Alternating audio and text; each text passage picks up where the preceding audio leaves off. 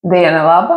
Šodien mēs esam ciemos pie Elīnas Divine, kura ir energoterapeite, kā arī sieviešu attiecību konsultante.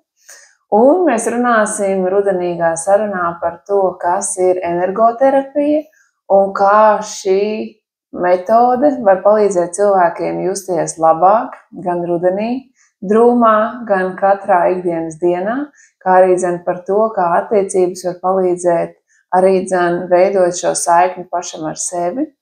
Labdien, Elīna! Labdien! Pastāst lūdzu mums, kas ir energoterapija un ar ko tā nodarbojas? Energoterapija ir veids, kā cilvēks var atgūt savu balansu savā dzīvē. Tas ir īsumā. Balanss dzīvē izklausās brīnišķīgi, jo tas ir tas, ko mēs meklējam. Kas ir šī par terapiju un kā mēs viņu varam pielietot ikdienā, lai gūtu šo balansu? Tas balstās uz to, ka es skatos čakras, cilvēka enerģijas centrus, jo katrs centrs atbild par kaut kādu noteiktu dzīves sfēru. Un es skatos, kurš centrs cilvēkam ir disbalansā, dažādu apstākļu dēļ. Ir bloķēts, jā, mūsu enerģijas centrs bloķē dažādi apstākļi, tā skaitā mūsu pašu programmas, ko mēs esam pieņēmuši un pēc kurām dzīvojam, dažādas bailes, dažādi uzstādījumi tā tālāk, kuri neļauj mums pilnvērtīgi iet savu dzīves ceļu. Jā. Un kā notiek šī terapija? Kā notiek šī terapija? Tātad, ja klients atnāk pie manis, vispirms es veicu diagnostiku, skatos enerģijas centrus, mēru biolauku, cik viņš ir liels. Un pēc tā var pateikt arī, un, protams, man ir arī kā tāda saruna ar cilvēku, kā viņš šobrīd jūtās šajā dzīves posmā, kas varbūt viņam uztrauc, ko viņš gribētu sasniegt, kādi viņam ir mērķi, kādus viņš vēlētos rezultātus. Un attiecīgi saistībā ar diagnostiku, kurā mēs redzam jau to šobrīdējo situāciju un arī cilvēka mērķus, tāda punktu B, kur viņš potenciāli gribētu nonākt, tad es redzu šo te ceļu un varu viņam palīdzēt nonākt no A līdz B. Un kas ir tas biolauks, ko mēs notestējam tajā konsultācijā vispirms? Tas ir tā kā auras lauks vai tas enerģētiskais? Jā, tas ir enerģētiskais lauks, kurš vidēji cilvēkam ir 3 metri diametrā. Bet jo viņš ir spēcīgāks un lielāks, jo cilvēks ir redzamāks, ietekmīgāks, pie viņa sāk nākt citi cilvēki, grib ar viņu sadarboties. Arī attiecību jomā mēs varam redzēt, ka vīrieši ievēro šo sievieti, vai arī sievietes pamanā šo vīrieti. Tas attiecās arī biznesa sfērā, jo biznesa partneriem pēkšņi tu sāc palikt pievilcīgāks, atraktīvāks. Tas ir tāds kā starojums, ko mēs izstarojam no sevis, lai varētu citiem būt redzami. Jā, tieši tā. Un kas ir tas, kas šo lauku ietekmē un kā mēs viņu varam paši mainīt, vai mēs viņu paši jūtam vispār? Es domāju, ka parasts cilvēks, man liekas, baigi nejūt to savu lauku, ja tev nav varbūt kaut kādas īpašas prakses bijušas vai vēl kaut kas tam līdzīgs, bet mēs noteikti varam paši to mainīt. Kas viņu samazina ir, protams, mūsu nepārliecība un bailes. Jo būtībā, kā mēs no kaut kā baidamies, kā mēs īstenībā paši savu nobloķējam, mēs uzreiz to lauku samazinām. Un īstenībā cilvēkiem, kuriem ļoti daudz varbūt kompleksu vai nepārliecība par sevi un bailes, šis lauks ir maziņš arī. Un to var arī redzēt, tāpēc, ka man būtībā pēc šīs pirmās sarunas, pat pirms diagnostikas, man jau ir skaidrs, kas tur tālāk būs, jo cilvēks jau pats atklāja arī ar savu sarunu un ar savu izteiksmes veidu, tāda kā atklāja par sevīm ļoti daudz ko. Un arī būtībā var jau iepriekš pateikt, vai cilvēkam šis lauks ir maziņš vai liels. Un kas bailēs ir tas, kas bloķē to lauku? Un vai tieši bailes ir tā emocija, kas visvairāk ietekmē mūsu dzīvi uz šo sašaurināšanos? Bailes ir īstenībā numur 1, tāpēc, ka bailes ir no jebkā, vai ne? Jau pati zini. Sākot ar nāvi, ja? un beidzot ar zirnekļiem. Bet Jā, bailes īstenībā ir šis tāda emocija, kura mums liek tā kā samazināties un sašaurināties, un tas ir visās izpausmēs. Un arī enerģijas lauks, viņš ir tiešām mazs tiem cilvēkiem, kuriem ļoti daudz varbūt tās fobijas, bailes, nepārliecinātība par sevi, par savām spējām. Tas nozīmē, ka ikdienā mēs baidamies ne tik daudz par zirnekļiem, bet par savām spējām un par savu drosmi un par savu varēšanu. Jā. Un neatkarīgi sieviete vai vīrietis, bet tās mūsu bailes ir līdzīgas. Jā, tieši tā. Un kā tas ietekmē mūsu attiecības? Vistiešākajā mērā. Mēs baidamies finālā arī no attiecībām, lai gan viņas ļoti gribam. Jā. Un no kā mēs baidamies attiecībās, zinot, ka mēs viņus ļoti vēlamies? Mēs baidamies īstenībā būt nepieņemti, būt sāpināti. Īstenībā jau sāpināti, tāpēc, ka katram no mums ir tā negatīvā pieredze, kaut kāda dzīves bagāža, ar ko mēs ejam tālāk. Un, protams, pēc daudzām, varbūt, negatīvām epizodēm un kaut kādām attiecību pieredzēm mums ir arvien grūtāk atvērties, arvien grūtāk ļauties kaut kādam jaunajam. Un arī šīs te bailes no attiecībām un no iešanas jaunajā arī īstenībā mūs bloķē. Sanāk tāds apburts loks, mēs gribam attiecības, bet baidamies no viņiem, tāpēc mēs nevaram piesaistīt cilvēkus, jo mūsu lauks ir maziņš. Jā. Un sanāk, ka mēs, bet kā vai līdzīgs nāk pie līdzīga, tas nozīmē, esot mazā laukā, mēs piesaistīsim cilvēku, kurš arī ir ar mazu lauku, vai mēs varam tā kā klusīgi sēdēt nespīdoši, un tomēr mūs var paņemt kāds, kurš ir liels un spošs un varens. Visinteresantākais stāsts laikam ir tāds, ka vasarā, kad mēs šo te praktizējām Rīgas ielās un dažādās sabiedriskās vietās, arī es biju kopā ar savu skolotāju, pie kā es mācījos energoterapiju, un viņš īstenībā tādā plašā telpā redz jau pārredz visu telpu un var pateikt, kuram cilvēkam maziņš lauks, kuram liels un kuram varbūt vajag palīdzēt, un tā mēs gājām uzrunāt dažādas cilvēkus, piedāvājot kā savu palīdzību bez maksas, vienkārši pastrādāt ar viņiem pāris reizes, paskatīties. Un, protams, ka kā likums šie cilvēki, kuriem ir maziņš lauks, viņi baidās, viņi negrib pielaist mūs klāt. Viņi baidās, nezinu, kad to būs jāmaksā. Ka to būs jāmaksā, vai nezinu, kas tur tagad izmantos, viņu enerģiju nosūks. Jā, apmēram tā. Un līdz ar ko īstenībā, jo tu esi aizvērtāks, jo tu arī pat nevari paņemt šo te iespēju, kas pie tevīm nāk. Jā. Un es nāku ar atvērtu sirdi un saku, un es tev palīdzēšu. Un cilvēks ir aizvērts, un viņam jau tas liekas aizdomīgi. Jā. Kāda bija rezultāti jūsu iziešanai? Vai cilvēkiem tas lauks palielinājās pēc tām terapijām? Bija daudz, kas atteica vispār palīdzību. Bet tie, kas piekrita, īstenībā bija ļoti pārsteigti, tāpēc, ka viņiem gan lauks izauga, gan arī sāk visādi interesanti notikumi notikt dzīvē. Bija meitenes, kuras bildināja pēc tam vasarā. Mums bija klienti, kurus palika stāvoklī arī pēc daudziem gadiem. Gribot vai negribot? Gribot, jā, vēloties bērniņu, bet nevarot palikt. Teiksim, arī iedomājies, pat jaunu dzīvību mēs nevaram ielaist. Dēļ bailēm vai dēļ kaut kādiem blokiem, tu nevari pat palikt stāvoklī. Nu, tas bija mums bija tādi gadījumi. Tas nozīmē, ka tā atvērtība mums palīdz pieņemt arī kaut kādas lietas, ko mēs esam jau gatavi ļaut tām ienākt, bet vienkārši pašas bloķējam ar savu lauku šaurību. Mūsos nav tā teritorija, kur tie notikumi var notikt. Jā, tas kā lai saka, nav tas lauks priekš tā, lai tie notikumi varētu būt. Jā, un attiecībās parasti sajiet kopā cilvēki ar līdzīgu lauku vai ar dažādu lauku, vai lielāks lauks pievalkās maziem. Kāds ir likums? Pārsvarā ar līdzīgu lauku. Jo tu esi spēcīgās ietekmējies, tu, protams, arī vēlies otru cilvēku savu blakus redzēt, ne jau mazu un klusiņu, bet tādu, kas ir pievilcīgs. Tu tāpatās pievilksies pie kāda lauka, jo dabiski šis lielākais lauks viņš pievelk, viņš kā magnēts darbojas. Tu ieies telpā, kurā tu nepazīsti nevienu cilvēku, bet tu zemapziņā būsi, tev antenas būs uzstālēts uz kādu, varbūt kungu, kuram tiešām ir tāds milzīga harizma un arī tāds biolauks, pēc, kad viņš vienkārši pievelk cilvēku savu apkārt, tādus. Tāpēc arī liels lauks viņš pievelk. gan mazs lauks, gan liels lauks.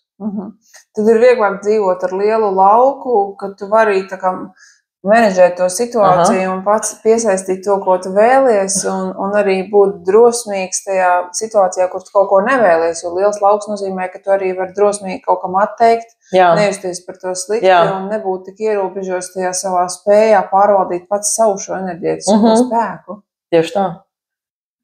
Bet tas nozīmē, ka karmas likums izpildās, ka līdzīgs pievēlkās līdzīgam. Un, ja mēs būsim ar mazu lauku, tad mēs tādus cilvēkus arī sev piesaistīsim, kas nevienmēr ir tas, ko mēs patiesībā vēlamies. Nu, tieši tā. Bet kā mēs varam ikdienā skrienot starp darbiem, bērniem un sadzīvi paši šo lauku tā kā pastaipīt platāku, pat nesēžot kalna galā, nemeditējot, vai ir kaut kādas tādas sadzīviskas metodas? Nu, īstenībā tam ar meditāciju nav pilnīgi nekāda sakara, bet ir ļoti dažādi praktiski uzdevumi, kurus es saviem klientiem dodu, kā piemēram, būtībā mērķis ir izkāpt ārā no komforta zonas, darīt to, no kā tev ir bail. Arī izplatnes nelakšu? Nē, nav jālec ar izplatni. Man citu arī ir bail. Es arī negribu pat mēģināt. Bet, piemēram, tas ir vairāk saistīts tieši sociālā ziņā, kad jebkuram cilvēkam pārsvarā ir diskomforts runāt ar nepazīstamiem cilvēkiem. Varbūt kauns. Kauns, diskomforts, nav tik ērti, nav tik forši, tā jau nav ierastā vide. Tas ir kaut kāds cilvēks, ko tu nezini. Tātad pirmais, ko es ieteiktu, ar ko varētu sākt jebkurš cilvēks, piemēram, tu ej uz savu mīļoto kafijas vietu no rīta, iedzert kafiju, vienkārši pasveicini ne jau kasieri, vai, teiksim, to apkalpot, mēs vienmēr sveicinām, bet pasveicini vienkārši cilvēku ceļš pie galdiņa. Novēl viņam foršu dienu, pajautā, nezinu, varbūt kaut ko, nezinu. Tik tāda uzreiz tāda šarmuļa sajūta, svešam kaut ko, prasīt, kā jūties. Dievs, tā kā, jā, bet vienkārši uzsākt sarunu, jo tas ir diskomforts. Tas ir ārpus komforta zonas priekš mums, normālā latvieša, uzsākt sarunu svešinieku. Bet tieši tas tev ir jādara, un tas ir tāds mazs solīts, kā pārvarēt šos te blokus, šīs te bailes, kas mums iekšā sēž. Un ar katru šo te darbību mūsu lauks arī paplašanās mazliet. Tad mēs platinam to lauku, ka mēs mazliet pārkāpjam pāri savai kaut kādai komforta zonai un mazliet pietuvinamies varbūt tiem citiem cilvēkiem. Neatdalam sevi kā atsevišķas būtnes, bet mazliet pieslēdzamies tam, ka tajā mūsu sociumā ir vēl citi cilvēki, kuri arī varbūt tieši ir ieinteresēti mūsos, bet mēs viņus pat nepielaižam klāt. Jā, mēs atveramies, jo būtībā tā lielākā problēma, it sevišķi Latvijā, ir tas, ka cilvēki ir ļoti aizvērti. Un tā ir tiešām milzīga problēma, kura ietekmē gan šo te attiecību jomu, gan īstenībā jebkuru jomu, dzīves jomu, lai kvalitatīvi viņu izdzīvotu un pieredzētu. Mēs vienkārši esam limitēti ar to, ka mēs esam aizvērti, jo mums ir baila, mēs esam nedroši, mums tur kauns, un mēs vienkārši esam tādi vienpatņi Latvijā. Tāpēc, jo vairāk mēs iesim sabiedrībā, jo vairāk mēs uzdrošināsimies uzrunāt svešinieku, novēlēt foršu dienu, izteikt komplimentu, vispār paskatīties acīs kādam svešiniekam, noturēt to acu skatienu kaut vai pāris sekundes, pasmaidīt. Viss neiespējamā misija, bet nav tā, ka mēs izšķiežam savu enerģiju, cenšoties iepriecināt ar savu smaidu nekādā gadījumā.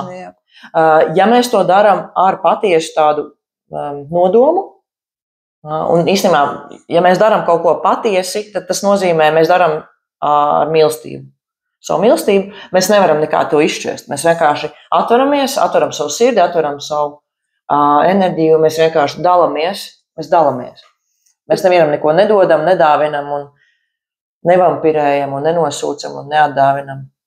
Bet tas nozīmē arī uzturēties tādās vietās, kur mēs varam satikt cilvēkus, kas mums ir patīkami, un tas ir jau tāds pirmais mājas darbs, izdomāt, uz kurien iet dzert šo brokastu kafiju, lai varētu sajust apkārt prieku, pasveicināt cilvēkus, saņemt sevī drosmi, gribēt to cilvēku pasveicināt, un tas nozīmē, nevienmēr atrasties kaut kādā uzgaidāmā telpā, caurskrienot, bet iet mērķtiecīgi tur.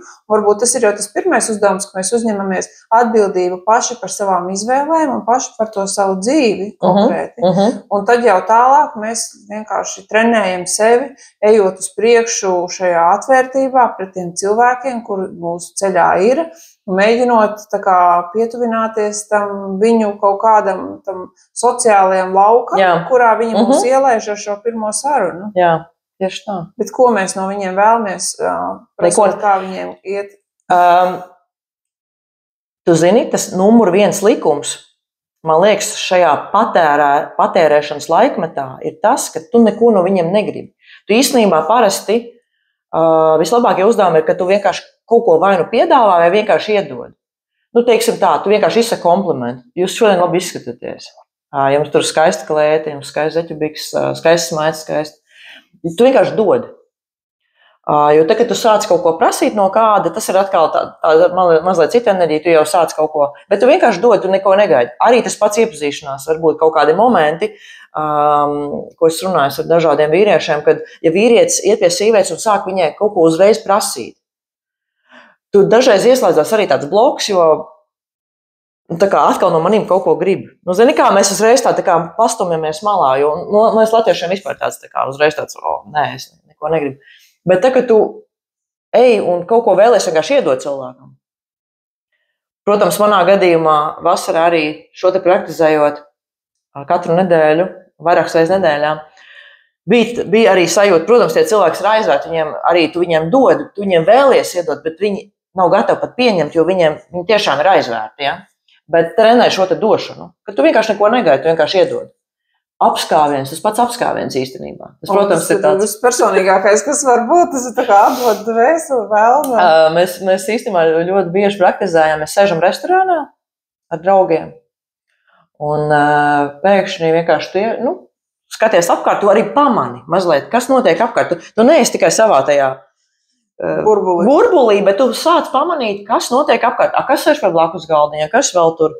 Un mums bija vairākas reizes tāds epizodes, kad vienkārši ieraugi, piemēram, ir kaut kāda vecmeita balīta meitenes, ir kaut kāda vesels gads, kaut 6, 7, 8 meitenes, tas ir vecmeita balīta, un mēs izdomājām, piesim klāt.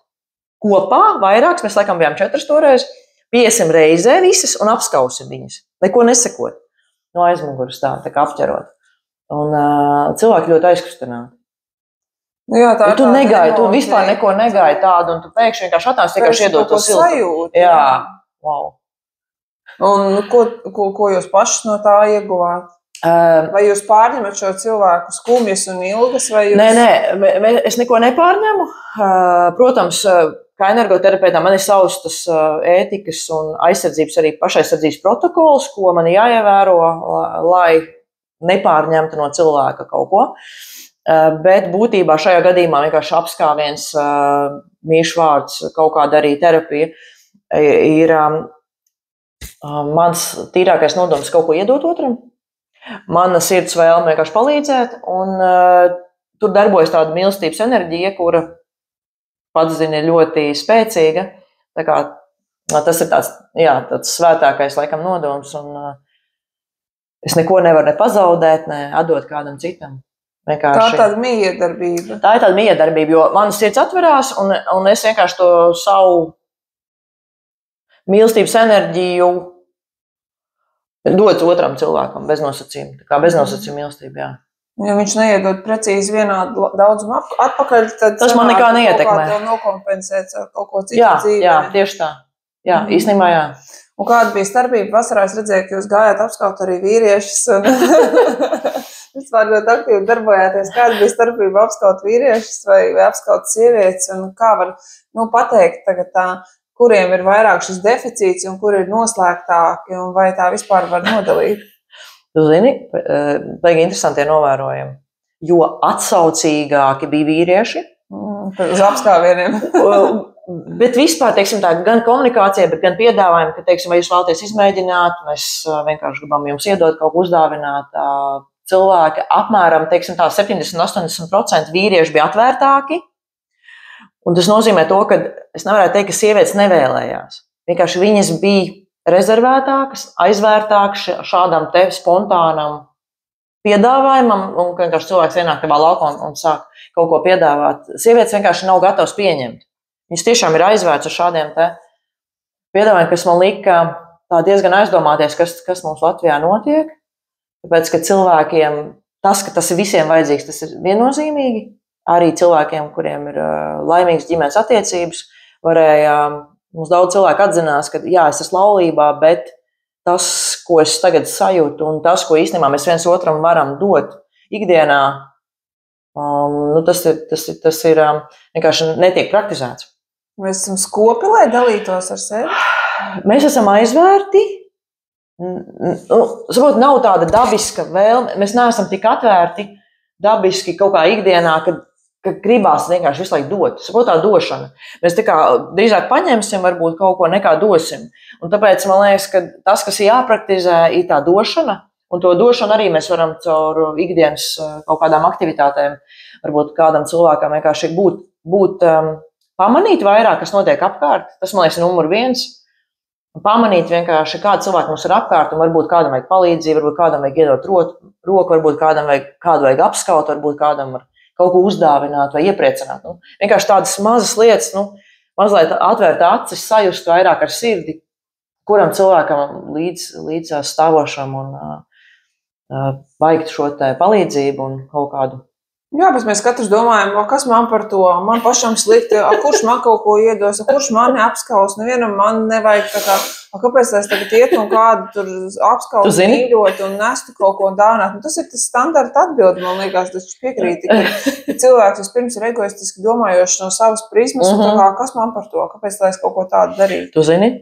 Tieši šiem te cilvēkiem, kuri tagad norezonēja ar šo Ines teikto, tieši viņiem visvairāk vajag praktizēt šo te došanu un atvērties. Jo dodot, mums nāk atpakaļ. Mums pat nav jādomā no kurienes. Viņš atnāks atpakaļ, tā enerģija, viņa atnāks, atgriezīsies. Mums nav par to pat jādomā un jākalkulē. Bet vai mēs varam vienmēr nesākt ar apskāvieniem uz ielas pieturā, gaidot trolejbusu, vai mēs varam sākt, piemēram, nezinu, ar kaut kādu tiešām labdienu svešiniekam, vai sākt ar keksiņu kaimiņam? Vai mēs varam darīt tā, kā mēs protam, un vai tas palīdzēs mums to lauku platināt? Ja mēs vakarā cepām keksiņus un padalāmies ar kaimiņiem, vai tas palīdz mūsu laukam? Jā, tas palīdz. Tas nozīmē, ka tā atslēga ir tie došanā. Bet vai tam ir kaut kāds sakars arī ar pateicībām? Jo parasti saka, ka pateicības ir tā galvenā atslēga uz to, lai mēs vairāk saņemtu, lai mēs saņemtu to, ko mēs pat neiedomājamies. Un visās meditācijās saka, ka nevajag ierobežot savas vēlmes, jo tad, ja mēs gribam vairāk nekā mēs iedomājamies, tad mēs esam paši sev likuši kaut kādus šķēršļus. Vai kāds tam šim ir sakars? Tu pirms tam minēji meditāciju, tagad tu mini pateicības. Un man liekas, tās 2 lietas, ko ir daudz cilvēku aizrāvušies, bet mēs esam aizmirsuši par to, ka ir arī darbība. Un man liekas, šī pateicība var būt arī darbība, ka vienkārši mēs pasakamies, ka mums ir iedots kaut kas varbūt vairāk, vai ka mēs varam šo keksiņu uzcept, un mēs vienkārši varam padalīties ar citiem. Un šim pašam izej ārā pie mājas un varbūt uzdāvina sētniekam to keksiņu vai kādam cilvēkam, jo ļoti daudz cilvēku Latvijā strādā par tiešām, man liekas, mazu atalgojumu, kaut kādu sabiedrisku ļoti svarīgu darbu, piemēram, tie paši sabiedriskā transporta vadītāji vai sētnieki vai policija, vienalga kaut kādi cilvēki, kas dara šo sociālo darbu, kuriem mēs varam vienkārši pateikties arī viņiem, ka viņi dara ļoti daudz priekš Latvijas, priekš mums visiem, lai mēs varam šeit dzīvot un eksistēt un vienkārši padalīties ar kaut kādām mazām lietām. Bet dodot keksiņu šoferim, mums nav jāskatās, kāds ir viņa lauks. Tad, kad mēs dalāmies ar kaut ko no sevis, mums nav svarīgi. Jā. Mēs varam sveicināt arī maza lauka cilvēkus un nebaidīties, ka viņam nav ko dot, jo viņš ir slēgts un ierobežots. Tu vienkārši dodi, jo arī dodot šim te cilvēkam, mēs pat nestātāmies priekšā, kādas emocijas tas viņā radīs un kādas sajūtas. Šis te mazais varbūt it kā niecīgais kaut kāds žests, kādas emocijas radīs šajā cilvēkā īstenībā un kā tas tālāk viņu transformēs, atvērs un tā tālāk. Tad mēs varam teikt, ka energoterapija ir par mīlestības radīšanu, ar tās dalīšanos un ar spēju šo mīlestību arī sākt uztvert no no apkārtējās vides, jo droši vien, kad mēs jau mīlestību varam paņemt ne tikai no cilvēkiem un šoferiem, bet arī no skaistiem skatiem, no kaut kādām labām mūzikas skaņām, no emocijām, kuras mēs paši sajūtam pēkšņi no zila gaisa. Un tas varbūt ir tas, ko mēs iegūstam, esot pazemīgi pret cilvēkiem, kas palīdz mūsu sistēmu uzturēt. Jā. Un tādā veidā mēs varam šo lauku platināt, vienkārši cenšoties no savas puses būt laipniem, iespēju robežās priecīgiem. Vēlams, ja? Un tas arī piesaista mums attiecības? Tas arī piesaista, jā, jo būtībā ar katru šo darbību mēs atveramies ar vien vairāk. Un jo mēs esam atvērtāki, jums ir lielāks iespējas darboties kā magnētam uz dažādām frontēm, gan attiecību jomā, gan biznesa, gan draudzības un tā tālāk piedāvājumu. Tas nozīmē, ka lauka lielums palīdz gan darbā, gan attiecībās, ka mēs varam, jo lielāks lauks, jo vairāk piesaistīt gan darbā, veiksmi, panākumus un darījumus izdevīgus, gan arī attiecībās dažādas dāvanas un priekus. Un ceļojumus un visu, ko var vēlēties. Tas nozīmē, ka lauks ir viens, bet tā viņa darbība ir ļoti plaša. Ko vēl mums lauks var atnest attiecībā, teiksim, uz veselību, veiksmi, prieku, pārsteigumiem, brīnumiem? Tas ir principā arī gan brīnumi, gan veselība, gan veiksme. Tas ir īstenībā lauka lielums. Tāpēc, ka jo lauks ir mazāks, jo arī tu redzi, ka cilvēkam īstenībā gan viņa veselības stāvoklis, gan vispārējais, viņš ir tāds vidējs ļoti, ja? Ļoti vidējs. Un ja lauks ir zem 3 metriem, tad jau ir tiešām kaut kādas fiziskas veselības problēmas var novērot. Bet, jo tu lauku izplet, jo īstenībā tā enerģija sāk cirkulēt, jo enerģijas lauks plešās platāks, jo ir ļoti daudz gan brīnumi nāk, gan tas pats Trumps, viņam ir kaut kādi, 10-12 metri. Atceries, bija tas mēģinājums viņu nogalināt uz kaut kādiem mēnešiem. Es to izskaidroju lielu lauku, vienkārši viņam lodi pat neskar. Es to skaidroju tieši tā ar to lielo lauku. Bet viņš tiešām ir tik laipns un priecīgs un visiem novēl labu dienu? Es nezinu par laipnu un priecīgu, bet viņš noteikti strādā ar savu enerģētisko lauku. Ar šādiem ietekmīgiem cilvēkiem viņiem ir savs energoterapeits visām zvaigznēm ir savs energoterapeits. Jo viņi zina šos likumus, kā tas viss strādā, kā tā popularitāte un viss strādā. Tas ir vismaz arī ar lielu lauku. Tāpēc arī noteikti viņš strādā. Es nezinu, cik viņš ir dvēselē. Mīlestības pilns vai tam līdzīgi, bet viņam noteikti cilvēkam ir sava misija, viņam ir savs redzējums, viņš ļoti droši, bez bailēm un bez kompleksiem un bez nekā vienkārši iet uz priekšu un vienkārši sasniedz visu, ko viņš grib. Bet kā, piemēram, ja mēs esam katrs ar 3 metru lauku un sakāpjam trolejbusā, vai nav par šauru pilns trolejbus, ja katram ir 3 metri? Kā mēs jūtamies viens otra tuvumā, ja mēs esam faktiski katrs ne tikai laukā, bet burtiski saspiesti un turamies viens otram pie galvas, lai nekrist? Zini, es neesmu redzējis laikam nevienu cilvēku, kurš baigi laimīgais brauc trolejbusā. Jo ir tā, protams, tādā šaurā telpā tas ir tāds, tāpēc man, piemēram, arī nepatīk maz pasākumu. Man personīgi ir grūti braukt sastrēgumos, jo arī braucot šurp uz tilta, no rīta sastrēgumā es jūtu to, kā es vienmēr jūtu to, kā apkārtējo cilvēku steiga, stress, nepacietība, agresija, negativitāte, viņi ietekmē mani, un es vienkārši pat nevaru noturēt savas domas. Es mēģinu tās pārslēgt kaut kā caur mūziku, ja esmu viena mašīnā un mēģinu kaut kā tā kā domāt savas domas, bet es jūtu, kā tas apkārtējo cilvēku steidzīgais lauks tā kā ved mani nevis tikai uz priekšu, bet arī tādā stresainā stāvoklī. Tāpēc es iedomājos arī braucot kopā pavisam fiziski tuvu esot ar cilvēkiem, ir grūti taču. Bet kā ir zemeslode vēlās, lai mums katram būtu šie 3 metri, vai tomēr pie šādas pārapdzīvotības būtu vēlams, lai mēs bišķiņ sarautos?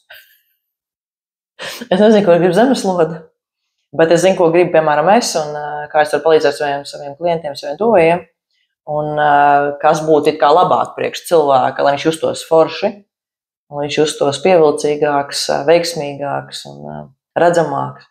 Bet mēs nevaram teikt, ka tas ir tad egoistiski, ka mēs katrs gribam sev aizņemt 3 diametrā metrus perimetru. Jo katrs, kurš tajā laukā ienāk, taču arī mēs jūtam, jo lielāks ir mūsu lauks, jo vairāk mēs jūtam cilvēks, kas viņā ienāk, un jo tuvāk ir mūsu šī personīgā telpa, kuru cilvēkam skarot, mēs jūtamies kaut kā ietekmēti. Kā tas ir, vai tiešām mums visiem ir nepieciešams izaugt, jo skaidrs, ka mēs negribam bailes un mēs katrs gribam būt liels un spēcīgs, bet vai tiešām šis izaugšanas process ir piemērots tam, lai mēs varētu tādā sabiedrībā pilsētā, teiksim, laukos, aiziet pļavā audz liels 12 metri, visa pļava tava, sēdi, neviens tev tā kā neķer tajā laukā.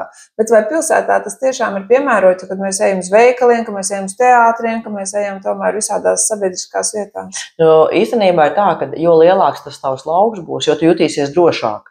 Tad tas nav tā, ka mums nevar tajā laukā būt citi cilvēki. Nē, tu vienkārši jutīsies drošāk, tāpēc, ka tavs lauks ir liels un tu jūties tā kā stabilāk tajā sabiedriskajā telpā. Jo es atceros, kad es sāku savu tādu varbūt garīgo ceļu, teiksim tā. Man bija tāda stingra skolotāja savā laikā, un viņa man pašā sākumā, kad es sāku to lauku stiprināt un strādāt ar sevi, viņa man pat aizliedz iet uz sabiedriskiem pasākumiem. Viņa teica, tas ir svarīgi, lai tu, kamēr tu kā kūniņa vēl veidojies un to lauku stiprini, kad tev viņu nesašķaida šī apkārtējā vide. Es atceros, bija kaut kāds, man liekas, gads vai 2, kad es neapmeklēju neviens koncerts. Nekur negāju, tāpēc, ka tīri dēļ savas drošības. Tas bija tā kā pašā sākumā, tie bija mani pirmsākumi. Bet tā, kad to jau es uzaudzēju to savu drošības spilvenu, savu lauku, un tad jūties labi, tad jūties droši un tad darīt principā jebko. Tad mēs, esot lieli cilvēki, tā kā neietekmējam negatīvi citus. Un mēs varam ļaut būt arī savā laukā, gan tie, kas ir lieli, gan arī tie, kas ir mazi. Vienkārši tā ir tāda mūsu paša personīgā teritorija, kurā mēs, tāda komforta zona, kurā, ja mēs arī ielaižam cilvēkus ar mazām laukiem, tad arī tas ir ok. Jā. Vai mēs varam tādu praktisku eksperimentu uztaisīt? Varbūt tu vari nodiagnosticēt manu lauku un nokomentēt varbūt viņa spēku un ietekmi, un varbūt ko vēl var energoterapija izdarīt tā vienkārši. Tā, es varētu tev iedot savu roku. Šādi te.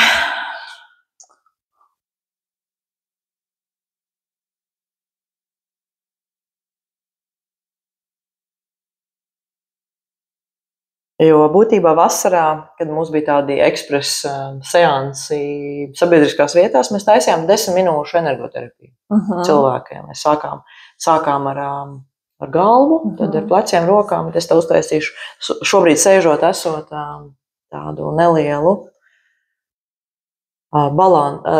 enerģijas balansēšanas tādu sesiju. Bet es gribu zināt, cik man ir lauks. Biolauks? Tā man jāmēra.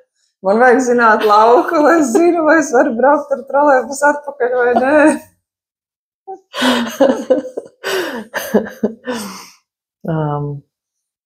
Man īstenībā, tad tev jānāk uz manu kabinetu, es tev izmērīšu lauku.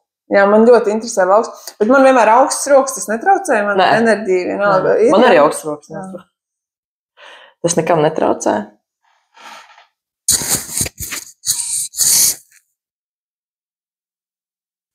Jā, man kādreiz ir šaubas, vai man ir sirds. Zini, īstenībā sirds čakra, ja viņa ir aizvērta kādam, tas, man liekas, viens no trakākiem, kas var būt. Par čakrām mēs parunāsim citā reizē, jā. Bet tev sirds ir atvērta, neuztraucies.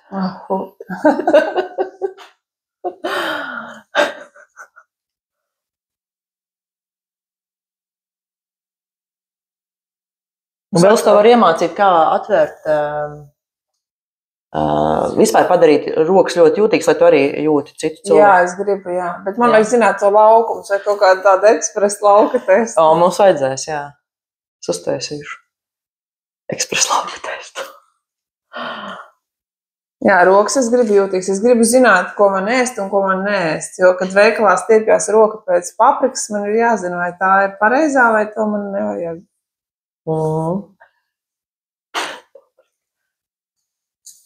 Bet tev taču intuīcija ir ļoti attīstība.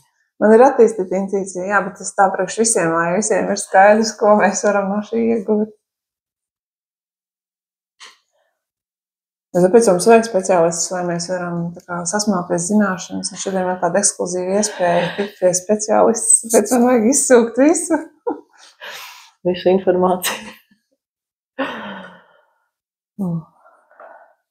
Īstenībā rokas var atverēt jebkurš cilvēks, vai ir tāda vingrinājuma, kas atver mūsu to jūtību rokām. To var atvērt jebkurš.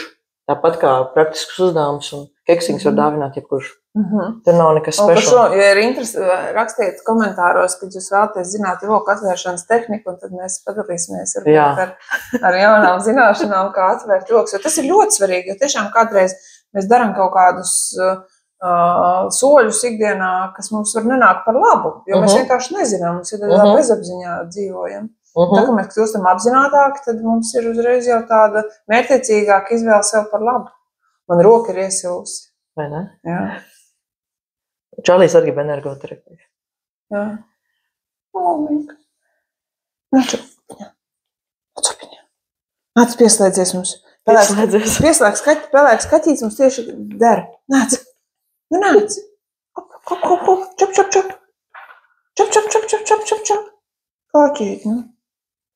Nenāc. Tas aizdomīgs kaķīts. Un vēl viens triks, ko es tev iemācīju. Tātad labā roka mums ir dodošā, bet kreisā saņemošā. Tātad, ja tu gribi atstāt uz kādu cilvēku iespaidu, tad tu ar savu labo roku vienkārši viņam pieskaries tā. No augšpuses? Kaut kā vienalga, bet principā, jo tu dod viņam enerģiju savu. Tu viņam pienāc un vienkārši īstenībā, pa viņa kreiso roku. Īstenībā var arī uz plecu, bet vislabāk kaut kur tā. Tad ar savu, ja tu labo roku ko iegūt no otra cilvēka, tu ej ar savu labo roku pie viņa kreisās rokas un tā laba dieniņa. Lai šodien viss izdodās man un tev. Un tā mēs varam, apmainīties. Jo viņš sajūtīs uzreiz enerģiju, tāpēc, ka tu viņam uzreiz iedosi savu enerģiju, un viņš tā kā saņems, tāpēc, ka tā kreisā puse saņemošā visu. Un tu viņu, principā, var kaut kā. Bet kā mēs varam paņemt to enerģiju apakaļ pēc tam? Mums nevajag neko paņemt, jo, ja mēs dodam ar tīru nodomu, mums universe atgriezīs enerģiju. Mums nav nekas speciāli. Tad mums būs pēc tam brīnumi notiks, mēs domāsim, no kurienes. No kurienes, izrādās tas bija no tiem keksiņiem. Keksiņi var atnest brīnumu, kā izrādās. Jā. Īstenībā man vislabāk patīk braukt uz centrālu tirgu un centrālu tirgu palīdzēt sirmgalviem. Bet arī tas uzdevums viņš izklausās viegls, bet viņš nav viegls, tāpēc, ka tā doma ir tāda, mēs aizējam uz centrālu tirgu, un esot šajā vietā, vienalga, mēs mēģinām sajust ar sirdi šeit, kuram cilvēkam vajag to palīdzību. Nevis automātiski vienkārši kaut kādus naudiņu kādam dodam vai iemetam kādā kastītē, nē. Mēs mēģinām sajust, un tad, kad tu pieslēdzies, tu mēģini skanēt to īsumā lauku, tu mēģini skanēt to cilvēku, pieslēdzies un reāli vēro, kurš cilvēks, kā viņš jūtās, mēģini iejusties otrā cilvēkā. Un tu sajūti, un tu pēkšņi tā, wow, ir. Būs. Un tad tu pieeji un ļoti nemanām, viņš var izvēlēties dārzeņus, tur vienkārši samaksā par viņu pirkumiem, lai tas nav baigi uzkrītoši, vai tur vienkārši piedāvāt, tur uzrunāt viņu, kā tu vēlies, kā tev pašam varbūt tajā brīdī tā sajūta, bet vienkārši tāds act of kindness un palīdzēšana, un tas īstenībā ir tie pluspunkti priekš gan lauka atvēršanas, gan karmas punkti, gan vispārējais. Karmas bonusus mēs varam iegūt arī iepērkoties paralēli palīdzot citiem. Jā. Samaksājot par citu pirkumiem. Jā. Es mēģināšu ar jums, nezinu, kā mēs sanāksim. Ja nu tur priekšā būs kaut kāds izsalcis cilvēks un piepirdis pilnus ratus. Lūdzu. Un kas man tagad ir jājūt? Tā bija tāda mini sesija uz pāris minūtēm, kas vienkārši tev tādu uztaisīja balansu. Tad pilna būtu, teiksim, ja es tev tavu galvu, kājas, visu kopā. Jā, bet lauku mēs tā kā varam pateikt? Nu tā. Un tev ir liels lauks. Nu cik liels? 5 metrus tā ir. 5 pusi no trampa. Vismaz. Bet es precīzi tā varētu izmērīt. To mums varētu uztaisīt kaut kādu mini rīlu vai mini YouTube mazo video. Jā, tad 5 metri man ir, ja 3 ir standarts, tad man ir 5. Vismaz 5 tev ir. Ļoti labi. Es domāju, vairāk. Brīnišķīgi. Tas droši vien arī, ar kuru kāju izkāpt no gultas, tik liels lauks. Nu, nav. Šodien tāds miglaina diena, tad varbūt ir tās drusciņi tāds sarāvies. Nē. Jo pēdējos nepaspēja. Tas ļoti neietekmē. Bet ar tiem pluspunktiņiem tu vari viņu pieaudzēt. Tad es šodien izmaksāšu kādam Rimī pirkumu, tad es dabūšu pluspunktus, mans lauks paliks lielāks, un es vairāk varēšu piesaistīt gan attiecības, gan labas notikumus dzīvē, gan arī veselību, prieku, visas labās emocijas. Nu, tieši tā. Labi, es teikšu lielu paldies tev, Elsa. Paldies tev, Inesīte. Ka tu pastāstīji tik interesantas lietas par attiecībām, par šo pieskārienu terapiju, kas mums palīdz arī svešiniekiem pavērt šo lauku caur labām darbībām sevī. Un vēl kas ir ļoti liela mācība, ko es iegūstu, kad nevienmēr mēs arī šo rezultātu saņemam tiešā veidā uzreiz atpakaļ, bet tas atnāk pie mums caur noteiktiem brīnumiem, pārsteigumiem, prieku, noteiktām emocijām, kaut vai pēkšņi atbrīvojušos vietu, kur mēs varam nopirkot mašīnu. Tas arī ir kaut kāds tāds laipnības žests no debesīm, kas mums nāk, pateicoties tam, cik mēs esam bijuši atvērti. Un droši vien grūtākais tas uzdevums būs iet svešiem cilvēkiem, novēlēt labu dienu, pajautāt, kā viņi jūtās, un vienkārši būt laipnai, atvērtai un turēt acis vaļā, lai turētu to savu lauku, savus 5 metrus, lai turētu tādā apzinātības veidā, tā kā jūtot šo lauku un arī tur esošos cilvēkus, lai varētu tā kā paņemt un tā kā sajust. Jā. Paldies tev. Paldies. Paldies. Slēdzās ārā. Tev tā kā pults, ja? Pults ir, bet viņa...